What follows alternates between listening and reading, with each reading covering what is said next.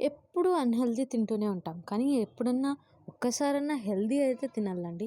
So, ఈరోజు అందరి కోసం ఒక హెల్తీ జొన్న ఇడ్లీ బ్రేక్‌ఫాస్ట్ అయితే తెచ్చేసాను. ఎలా ఉందో ట్రై చేయండి. చాలా ఈజీ, చాలా సింపుల్‌గా అయితే చేసుకోవచ్చు. కామెంట్‌లో చెప్పండి. దానికోసం 2 కప్పులు జొన్న పిండి, 1 కప్పు ఉప్మా రవ్వ, దాని తర్వాత మీకు నచ్చిన వెజ్జీస్ యాడ్ చేసుకోండి. 1 టీ స్పూన్ ఉప్పు, half teaspoon baking soda, 1 cup పెరుగు మరియు నీళ్ళేసి కలిపి 3 గంటలైతే పక్కన పెట్టండి. 3 గంటల తర్వాత పిండి అనేది పొంగుతుంది. పొంగినాక అందులో కొంచెం గట్టిగా ఉంది కాబట్టి 1 కప్పు పెరుగు, 1 కప్పు నీళ్ళు యాడ్ చేసుకొని మిక్స్ చేసుకోవాలి. ఇప్పుడు మనం ఒక పెనం పెట్టి అందులో నెయ్యేసి ఆవాలు, జీలకర్ర, మినపప్పు మరియు శనగపప్పు, ఎండుమిరపకాయలు, కరివేపాకేసి దాన్నెత్తి మనం ఇడ్లీ బ్యాటర్‌లో యాడ్ చేసేయాలి.